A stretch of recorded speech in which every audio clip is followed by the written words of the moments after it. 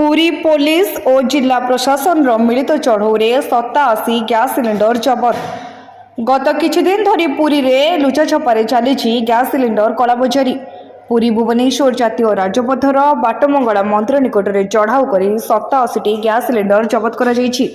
जिला जोगाण विभाग सहकारी जोगाण अधिकारी प्रशांत राव और सदर थाना आईआईसी सुनील प्रधान नेतृत्व में यह मिलित चढ़ाऊ कर समय 35 घरोई गैस सिलिंडर, 2टी व्यावसायिक gas cylinder, 45 5 KG gas cylinder,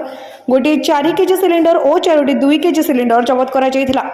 बाटमंगला मंदिर निकट में मामा हार्डवेयर एंड सैनिटरी दुकान एवं यार पड़िशा घर समेत एक कौन दाबीदार नथिबा घरू यह गैस सिलिंडर जबत कर जबत समस्त गैस सिलिंडर गुड़ी को चंदनपुर डिपो को पठा दि जाइए। जो माने गैस सिलिंडर गच्छित रखिते से विरुद्ध सदर थाना लिखित अभियोग कर ब्यूरो रिपोर्ट तीर्थक्षेत्र लाइव।